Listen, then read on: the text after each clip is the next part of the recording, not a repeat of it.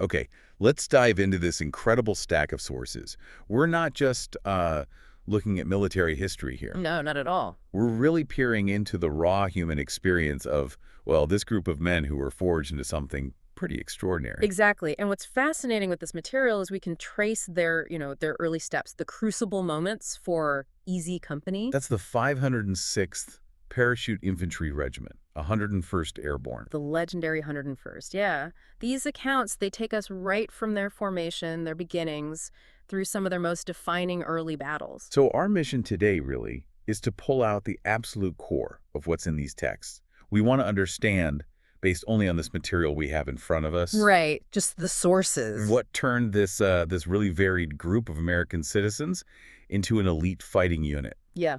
capable of these incredible feats we read about. Mm-hmm. We'll kick off at the very beginning, Camp Toccoa, then follow them across the Atlantic to England, navigate the chaos of D-Day. Yeah, Normandy. The fighting there, get into the complexities of Operation Market Garden in Holland, and then finally confront that shock of being thrust into the start of the Battle of the Bulge. It's about pulling out those key moments, those really intense human experiences that are captured right here in these pages. And as you said, that journey starts, the source tells us, July 1942, Camp Toccoa, Georgia. That's the place. So who are these guys showing up? Well, they were incredibly diverse. I mean, you had farmers, coal miners, Okay. kids from big cities, but also some guys from, Harvard, Yale, UCLA, a real mix. Young guys, mostly. Oh, yeah, young, mostly unmarried. And because of segregation back then, entirely white. Mm-hmm. A lot of them had backgrounds like hunting or sports, athletes. Okay, so diverse origins, but the accounts seem to point to some common threads, values maybe? Definitely. These accounts, they highlight some really striking common traits. They were young, eager. They put a huge premium on physical well-being. That was big.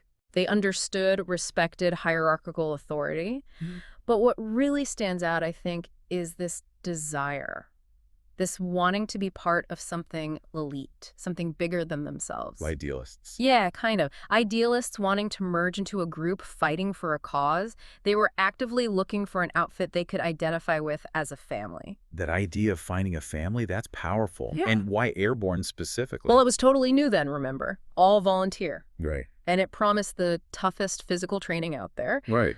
The men, they expected to get bigger, stronger, tougher, but alongside the guys they'd eventually fight with, that was key. Mm-hmm. There's a quote in here from Carwood Lipton saying, "Toccoa was the start of a new life that would change me profoundly." Wow. And this 506th Regiment, it was actually quite unique. It was an experimental unit.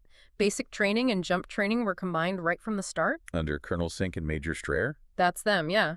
Overseeing this unconventional process. And then the NCOs, sergeants, corporals, the guys leading the troops day to day. Yeah. How did that work?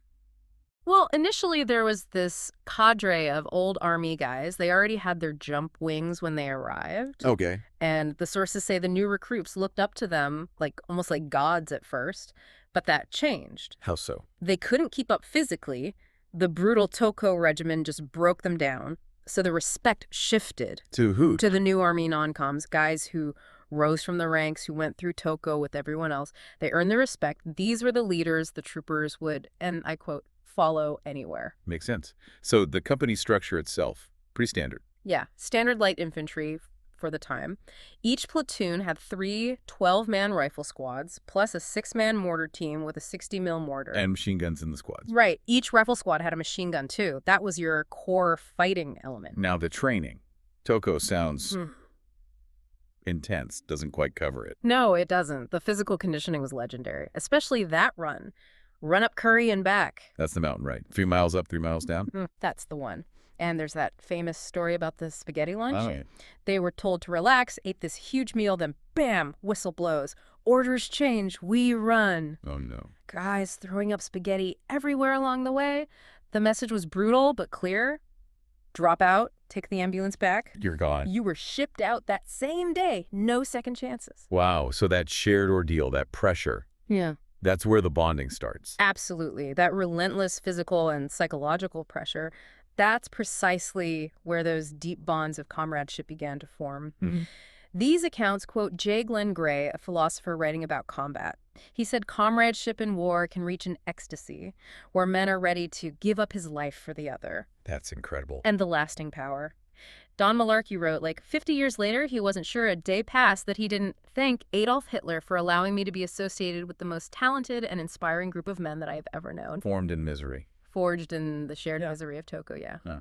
But Toccoa wasn't just physical hardship. It was also about leadership, right? This dynamic between Captain Sobel and Lieutenant Winters. Oh, definitely. That's a major theme running through these sources. Sobel had the rank, the authority, but Winters, even back then. He had the respect. Exactly. Private Rader is quoted saying, Winters turned our lives around. That he was openly friendly, genuinely interested in the men, a huge contrast to Sobel. And the sources mention competition. Yeah, a competitive atmosphere. Not something Winters wanted, apparently, but there was this clear sense, the feeling was the company just was not big enough for both of them. Sobel pushed him hard, though. Relentlessly. And sometimes Major Strayer matched that fanaticism, like that Thanksgiving field exercise. What happened? 2 days in the field, issued nothing but K rations, those, packaged combat meals, just to hammer home living rough. Right, and the march to Atlanta. The Currahee March. Legendary. Colonel Sink apparently got the idea from a Reader's Digest article about a Japanese battalion's marching record. Yeah. Sink declared his men could beat it. They marched 118 miles. 100 of that on unpaved roads. Weather. Awful. Freezing rain, snow, mud, and the gear. Brutal weight, especially for machine gunners, mortar team. The sources mention the roads. Yeah, the cement roads on the third day after all that mud really tore up their feet. Blisters, pain. There's this anecdote about Malarkey. What did he do? Crawled. Literally crawled to the chow line at Oglethorpe University from pure exhaustion. Wow. And Winters saw him, told him to ride the ambulance for the final stretch into Atlanta the next morning. It's a small thing, but it shows Winters already looking out for his guys. Okay, so Toccoa and the march are done. Now it's about earning the wings, jump training. Right.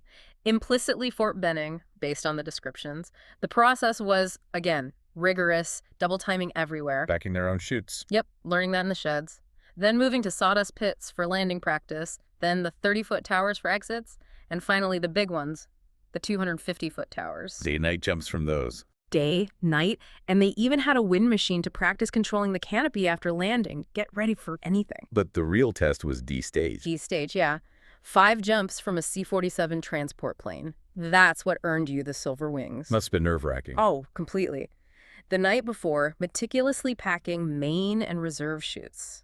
The sources describe this electric, nervous energy waiting to board, singing and shouting, joking, chain smoking. Endless trips to the latrine. Exactly, constantly checking gear. They were so psyched up, one account says, they would almost have gone out without a parachute. And the result, the qualification rate. Remarkable. The 506th hit 94% qualification for their wings, a record apparently that still stands. Incredible. What was the first jump like? It was one man at a time. Webster's account really captures it, stepping into a vast, breathtaking void, feeling that terrific opening shock as the chute deploys. The end. Then just pure joy, dristing down, joyously looking around, shouting back and forth, relief, I guess. But that moment in the door. Yeah. That must have been tough. The moment of truth, they called it. Some guys, even really fit ones, just froze. What happened then? Some got a second chance, but it took huge courage. There's this story about Private Joe Ramirez from Easy. He froze on his first try. Yeah. Got pushed back into the plane, but then he asked to jump on the second pass, and he did it. Rod Stroll commented it took more guts than for a guy to go out the first time. I can believe that. Later jumps were faster. Much faster. Mass exits, the jump master yelling, go, go, go, and the whole shtick of men clearing the plane in like 6 seconds sometimes. Astonishingly fast. Wow. Carson wrote in his diary about getting jump crazy, shouting with all my might during that opening jerk of the chute. So they earned their wings. What then? Colonel Sink assembled the regiment for a parade, told them they were part of one of the finest regiments in the world, introduced the motto, Currahee, Which means? Standing alone. We stand alone together, emphasizing both their elite status, their independence, but also that bond, that togetherness. Then it was overseas. Yep. Shipped out on the Samaria, an old liner converted for troops, and the conditions, the sources say, really dreadful. How so? Built for maybe 1,000 passengers, crammed with 5,000 men, severe water rationing, cold saltwater showers only, had to wear life jackets constantly, Sleeping arrangements? sleeping every other night, wherever you could find a space. Yeah. And the smell. The sources just say it was simply awful. Ugh. Arrival in England must have been a relief. Aldbourne. Aldbourne, Wiltshire. Yeah, a huge contrast to the ship and the isolated camps back home. Webster felt like he'd woken up on a Hollywood movie set. Ferryboat cottages? That kind of thing. Village life. The locals were a bit wary at first, thousands of loud Americans suddenly appearing. Understandable. But the Army had this orientation program on English customs. It seemed to help smooth things over. Did the training let up? Not really. Still field exercises, attacking terrain, digging foxholes, which was tough in that rocky English soil. And there was that tank incident. Yeah, that sounds terrifying. Tanks running right over the foxholes they were hiding in. Webster yelling, "Straddle me!" at a tank. Carson wrote, "It was scary. Can't imagine." Those cold, wet nights in foxholes must have just reinforced the bonds, though. Exactly. Further cemented that intimacy, that total trust, that comradeship, essential for what was coming. They were jumping regularly, too. Yep, in full combat gear now, learning to guide their chutes. But assembly on the ground could still be an issue. One jump, 2nd Platoon landed 25 miles off target. Ouch. As D-Day got closer, tension must have risen. Definitely. They were hearing stories from 82nd Airborne vets who had already seen combat, and the pressure was really mounting on the officers, especially Sobel. Winters noted he was getting worse. More sour and sadistic, Winters said, reaching a point of being unbearable to serve under. And the men noticed his leadership issues. Oh, yeah. There was this dark humor, a lottery going on about whoever gets Sobel on patrols. Even incidents on the range, shots landing unnervingly close to him, seemingly from behind. Men laughing. It sounds grim. And his tactics. Questionable. Described as hi-ho silver. Nonsense. A bull-in-the-china shop approach. Like ordering fences cut during maneuvers, infuriating local farmers. Reading to complaints. Yeah, farmers complained to Colonel Strayer, who chewed out Sobel without ever realizing Sobel had been tricked into it by his own men. It wasn't just petty stuff, though. The NCOs were worried. Deeply worried. Sergeants Ranney and Harris, for example, they felt his tactical incompetence could get the company killed. They were caught between insubordination and, well, disaster. A terrible position. Did weekend passes help? A crucial escape valve. London was the place to go, a wonderland for these young guys. Why London specifically? Well, most British men their age were away fighting, so unattached young women. Plus, the Americans had money, good pay, plus that $50 jump bonus. Yeah. And beer was cheap. Sounds like a recipe for trouble. Webster wrote that for many, the Army still felt like a vacation, and they often pitched glorious drunks.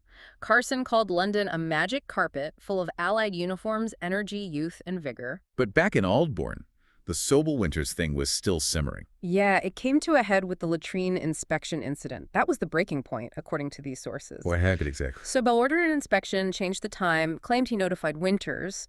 Winters knew he hadn't, they argued. Winters then formally requested a court-martial against Sobel for the false claim. Bold move. Very. Sobel responded by denying Winters a pass and basically telling him to follow procedure to appeal, which Winters saw as Sobel saying, "Drop it." But Winters didn't drop it. No. He had had enough. He decided to force a crisis. Believed the company was not big enough for both of them. And the NCOs were aware. Fully aware. Having their own mumble, as the sources put it, deeply unhappy with Sobel. Did they act? They considered presenting an ultimatum to Colonel Sink, but Winters advised against it. When Sink found out about their meeting anyway, he was furious. What did Sink do? Give us hell, apparently. Threatened the guardhouse, called it mutiny in the face of the enemy, especially with invasion looming. So how was it resolved? Sink needed someone to run a new jump school being set up at Chilton Foliot. He sent Sobel. Problem solved, sort of. Removed him from command. Smart move. Who took over easy? Lieutenant Thomas Meehan became CO, Lieutenant Patrick Sweeney, XO, and Winters went back to leading 1st Platoon, which he preferred. Any fallout for the NCOs? Some changes. Ranney was busted to private, Harris transferred. But basically, that was the end of the Sobel era for Easy Company. Must have been a relief. Did things calm down in Aldbourne then? Somewhat. Daily life settled back down. Guys found ways to amuse themselves, like fishing with hand grenades. Seriously. Yeah. Or shooting deer they found. Christmas brought a rare turkey dinner. New Year's Eve was quiet. Carson wrote in his diary wondering how many would see 1945. Visits from top brass, too. Oh, yeah. Montgomery reviewed them, reportedly said after eyeing the 506th, "I pity the Germans." High praise. Even Churchill and Eisenhower showed up. Eisenhower stopped, talked to Private Malarkey, asked where he was from, college football. Yeah. Then turned to Churchill, who promised Malarkey they'd get him home ASAP. Malarkey called it very memorable. Then more training. Maneuvers. Larger maneuvers, integrating different forces, practicing amphibious stuff, too. There was this Torquay excursion where they watched the 4th Infantry practice landing, told explicitly cannot write about it. Top secret. Another London Pass story stands out. Yeah, Malarkey and some buddies met the Nyland brothers, Fritz and Bob from the 82nd. Bob had seen combat already. What did he say? Said something that stuck with Malarkey. If you want to be a hero, the Germans will make one out of you real quick dead. Malarkey thought Bob sounded like he'd lost his fighting edge. Foreshadowing, maybe? Okay, D-Day prep, the gear. Sounds like a lot. An incredible amount. Pistol, shovel, bayonet, musette bag, TNT blocks, rifle taped under the reserve chute, Mae West life jacket. The list goes on. Weighing twice their normal weight. Pretty much needing help just to climb into the planes. And the C-47s themselves weren't ideal. No armor plating, last on the list for upgrades. They had a dress rehearsal jump? Operation Eagle? They did. Easy's jump went okay, but other companies ran into huge problems. German air raid, heavy flak, missed drop zones, tons of accidents, nearly 500 injuries division-wide. Not encouraging. But you know the military superstition. A bad dress rehearsal leads to a great opening night. Small comfort, maybe? Then came the departure from Aldbourne. End of May. May 31st, marching to the trucks. The sources paint this picture. Half the town and nearly all the unmarried girls waving goodbye. Tears. Leaving baggage behind. A sign of hope. Maybe. A small hope they might actually come back for it. So 22 months of training over, what was the result? The sources sum it up. Men hardened physically, disciplined, experts with weapons, tactics, able to live and fight in the field. But most importantly, They trusted each other. knew and trusted each other, formed the best friends of their lives, prepared to die for each other. More important, they were prepared to kill for each other, ready for combat. The final countdown, June 4th, 5th. Final prep. Intense. Issued live ammo, French francs, escape kits, silk map, compass, hacksaw, sewing on American flag patches. Helmet stripes for officers. Officers and NCOs, yeah. Distinctive markings.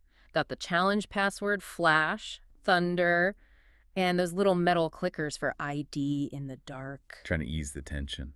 Any stories there? Lieutenant Schmitz challenged Winters to wrestle, apparently trying to lighten the mood. Winters threw him hard, cracked 2 vertebrae. Schmitz missed the jump. Whoops. After that, guys were jokingly lining up, asking Winters to break their bones too. A way out, you know. Gallows humor. The last meal. June 4th. Steak and ice cream. Sergeant Martin thought that was the signal, that's the night, but then postponed. 24 hours, high winds. Must have stretched the nerves even more. Absolutely. Then, evening of June 5th, boarding the planes for real. Webster called it a death march. Winters saw the British anti-aircraft crews, watching them go, tears in their eyes, real emotion. Reading messages from Eisenhower. Sink. Yeah. Eisenhower's Great Crusade, sinks Night of Nights, setting the stage. Then the jump itself. Over Normandy. Sounds like pure chaos in these accounts. Total chaos. Pilots flying much too fast, up to 115 miles per hour, terrified apparently, throttling up, not down, hitting the green light wherever they were. Too low as well. Way too low, 600 feet or even less sometimes, carrying way too much gear, using an untested technique. A recipe for disaster, really. What were the immediate effects? Leg bags ripped off immediately on exit because of the speed, gear lost, violent prop blast tossing them around, incredible opening shock from the chutes. Bruises. Black and blue for a week or more, one account says, and hitting the ground hard just seconds after leaving the plane. Winter's diary entry captures it. Vividly, doing 150 mph, GD, there goes my lay pack, JC, they're trying to pick me up, thump, well, that wasn't too bad. Just sensory overload. And Christensen's experience. Jumping right after Winters, tremendous shock, losing his leg bag, hearing the St. Mary-Gleese church bell, seeing the town burning, machine guns gaining on me, pulling his legs up over trees, landing near a German AA gun, unnoticed. Terrifying. What happened right after landing? Disorientation. Complete disorientation, scattered everywhere, gear lost. Just trying to figure out where they were, find anyone friendly. Lieutenant Burgess got hit almost instantly. How bad? Bullet through the cheekbone, out the back of his neck. Nearly choked. Remembered thinking, I wanted to live. The other guys patched him up fast. Linking up must have been haphazard. Totally. But training kicked in, Corporal Gordon immediately assembling his machine gun, Private Eubanks joining him, recognized just from the way he walked, Sergeant Guth joining them. Confusion with passwords. Yeah, one nervous guy used the wrong countersign, threw a grenade before they calmed him down. Private Jim Alley landed way off with the 505th, fought with them for a week before finding easy. But the scatter drop, it wasn't entirely bad. Paradoxically, no, it became an advantage. Paratroopers fighting in small, ad hoc groups everywhere, defending, harassing. It made the Germans grossly overestimate their numbers, react confusedly, sowed chaos. Winters landed near St. Miraglise. Yeah, lost his rifle, only had his bayonet. Used his cricket clicker, found Lipton. Lipton had lost his weapon too, but saw the town sign. They linked up, eventually found Gorner, Malarkey, Toyer, Wynne, even some lost 82nd guys. And then came the Brecourt Manor action. Critical. Absolutely critical. Winters got the order, take out a German battery firing on the Utah Beach causeways. Oh. And the sources describe his leadership as just textbook, doing everything right. Like what? Scouting the position thoroughly, covering fire effectively, assigning his best guys, Compton, Garner, Malarkey, Lipton, Ranney, to key roles, and leading the charge personally across the field. Any key moments during the attack? Lieutenant Compton's borrowed Thompson jammed right after he achieved surprise breaking through a hedge. Lieutenant Spears arrived with reinforcements, finished off the last gun position, but lost men doing it, like Rusty Houch. Winters' final action there. Last man pulling back. Killed a wounded German trying to get a machine gun back into action against them. The whole thing took about 3 hours. Intense. How did they reflect on that first combat? Ripton noted they were so full of fire that day, taking risks they wouldn't later, like him climbing a tree to scout or Compton bursting through that hedge. That initial feeling... It can't happen to me. Exactly. That feeling Paul Fussell writes about. Later, experience brings more caution. And Winters' view. He called Brecourt his apogee, felt totally prepared by his army training. Recognition followed. Yes. Sink recommended Winters for the Medal of Honor. He got the Distinguished Service Cross. Instead, the division's MOH went to Eltine Cole for action earlier that day. Others got silver and bronze stars. Combat historian SLA Marshall interviewed Winters about it later. What was the mood right after? Elation! Congratulating each other, feeling like victors. Someone found cider. Winters took a long drink, supposedly his first taste of alcohol ever, shocked his men. And Lieutenant Welsh? Famously carried his reserve chute through Normandy, wanted to give the silk to his fiancée for a wedding dress. Winters' diary that night? Thank God. Promised himself, if he survived, he'd find a quiet life. Peace and quiet on an isolated farm. After the D-Day objectives, the push was towards Carentan. Right. Morning after Brecourt, Captain Hester tells Winters, Winters, I hate to do this to you, but I want E Company to lead off. No rest. So, pushing through hedgerows, defending HQ near Angovilla Plain for a bit. Any anecdotes from that time? Lieutenant Welsh found cognac, tried to drink it all. Winters had to deal with that. And Olton Moore asking Malarkey to scavenge gear off dead troopers still hanging in trees near St. Miraglise. Grim task.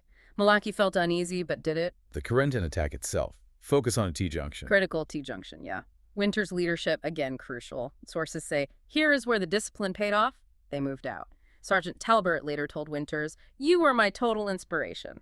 Welsh took out a machine gun. Carentan captured, linked up with the 327th from Utah Beach. Yep, and there's this detail. Major Strayer and the 327th commander immediately hitting a captured wine shop for a victory toast. Winters got wounded. Minor wound. Got a bullet taken out of his leg at the aid station after Carentan. While there, he saw that amazing thing with Private Albert Blythe. Life went blind. Temporarily. From fear. That scared he blacked out, the sources say. Winters sat, talked him down, calmed him. Blythe slowly regained his sight, rejoined the company. Winters called it spooky. Then holding the line south of Carentan? The MLR? Yeah, main line of resistance, constant threat, sniping, mortars, tension, grisly detail. Artillery so heavy, shrapnel perforated meat left out by the cooks. Strange German patrol, too. Winters recalled one night patrol that seemed evidently drunk, just shooting, shouting, scared the hell out of us, he said, unpredictable. This is also when the Nyland brothers story happens. Yes, truly tragic. Fritz Nyland, who was visiting Easy, finds out his brother Bob, 82nd, killed on D-Day. Same day, news, another brother, 4th ID, killed on Utah Beach. Then a third brother, Air Corps, killed that week in the CBI theater. Horrific. Fritz was the sole surviving son. Army policy dictated he be sent home immediately. His poor mother reportedly got all 3 telegrams the same day. Unimaginable. Life on the MLR sounds utterly miserable. Weeks on the line, physically wrecked. They stank. No bathing, shaving for 69 days. Dysentery common, hair matted, look like Bill Malden cartoons. And when they were relieved... By the fresh 83rd Infantry, the 83rd guys were reportedly shocked at how ragged the 101st looked. Clean uniforms meeting total dishevelment. Then back to England. Yep, on LSTs, back to Southampton, then Aldbourne. Immediate luxuries, clean uniforms, back pay, 7-day passes. Leading to chaos in London. One of the wildest weeks in London's history, the sources say. First paratroopers back from Normandy treated like heroes. Everyone buying them drinks. But they overdid it. Massively. Drinking, fighting, breaking things. Newspaper compared it to the Blitz.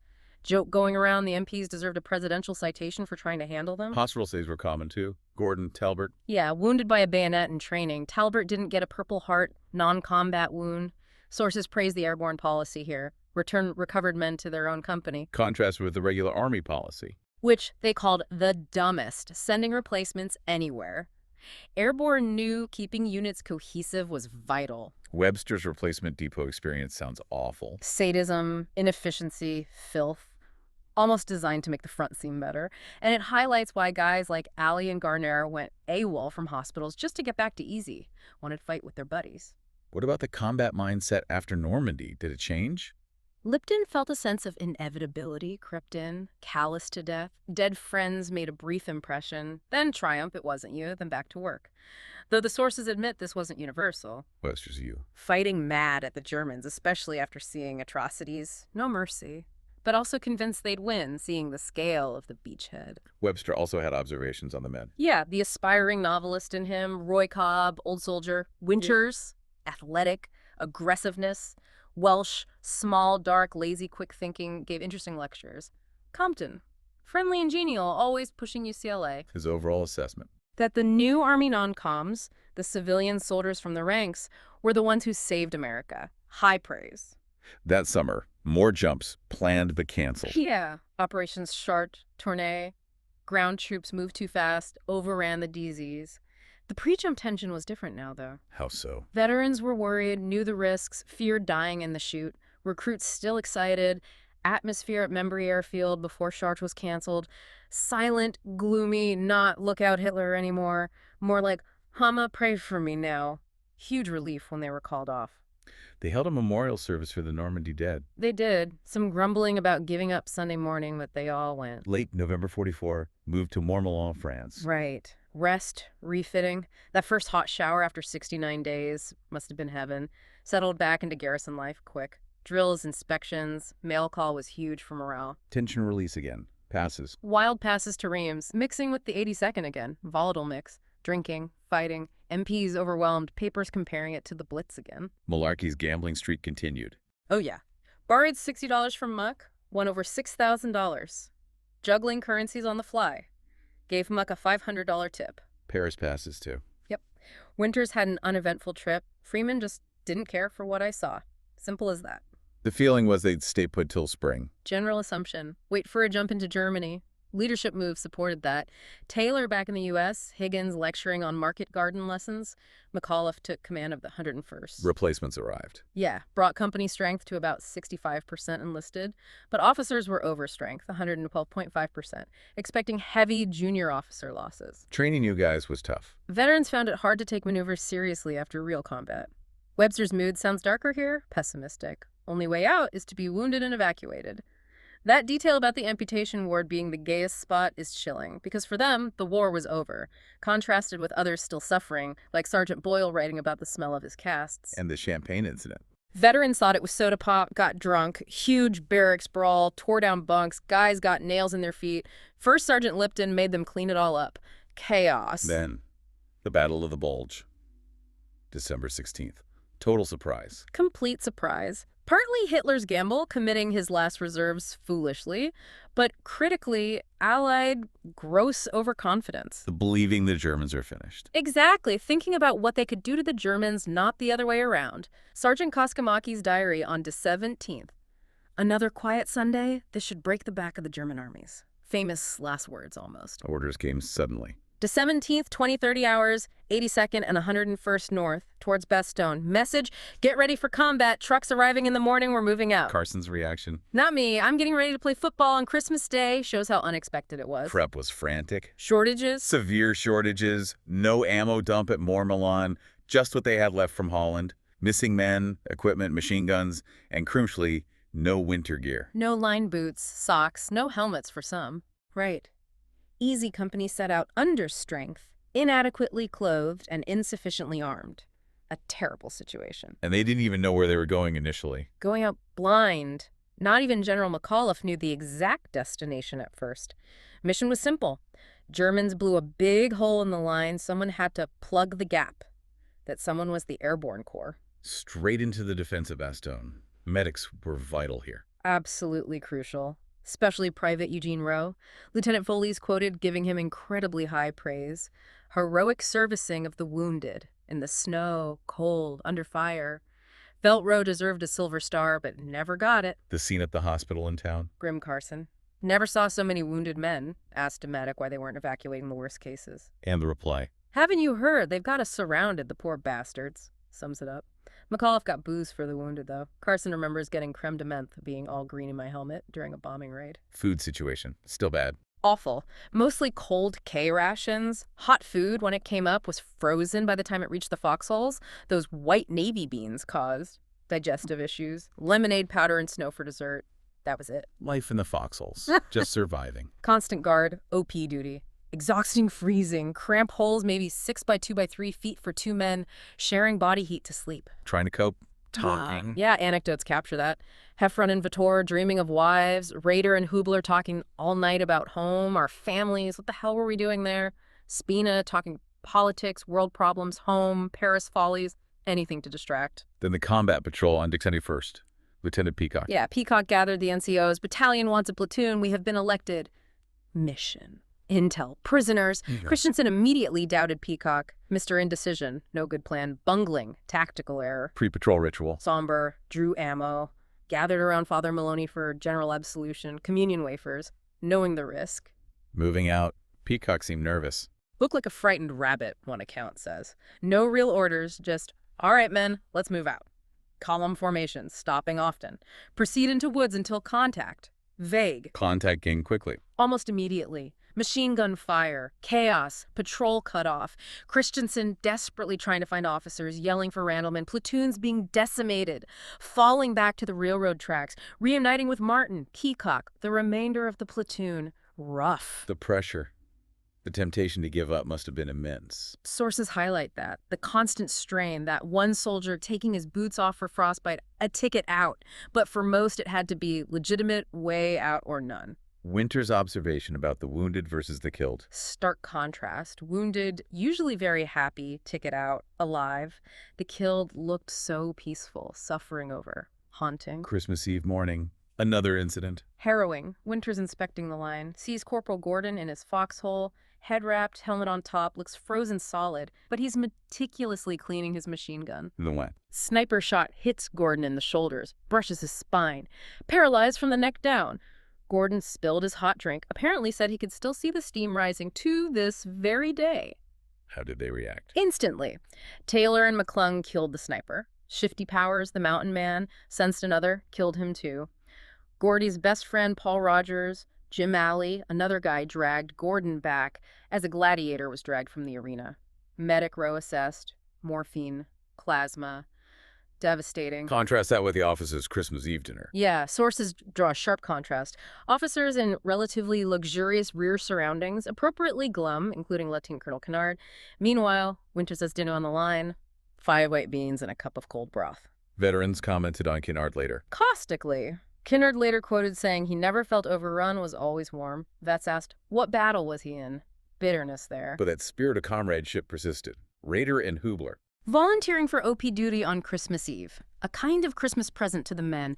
Hours in the freezing wind talking about homes, our families, how they were spending their Christmas Eve. Hubler's sure their families were praying for us. Incredible spirit. The encirclement was eventually broken, though these sources don't detail it. What did the men expect then? Expected to go back to Mormilan, maybe Paris, rest, refit, but reality was different. Why? Allies needed to push back hard against the weakened Germans, but there was a critical manpower shortage. The U.S. simply had not raised enough infantry divisions to fight a two-front war. No rest for easy company. So this deep dive, just using these sources, it really shows an incredible journey.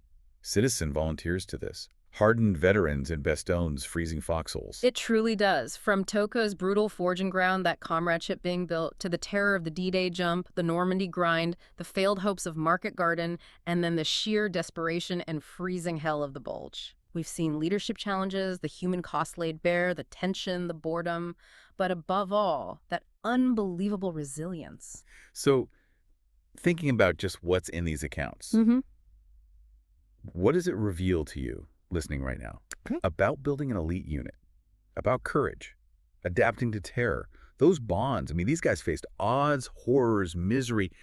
It's almost impossible to truly grasp, yet they kept going. Yeah, and think about that paradox we saw recurring in these sources, that for many, the only way out was death or a serious wound, yet they chose to stay, chose to face it with their buddies. Some even went AWOL from hospitals to get back to the line. Right. Or those startlingly human moments, Blythe's fear-induced blindness, Compton joking right after being shot about his big ass.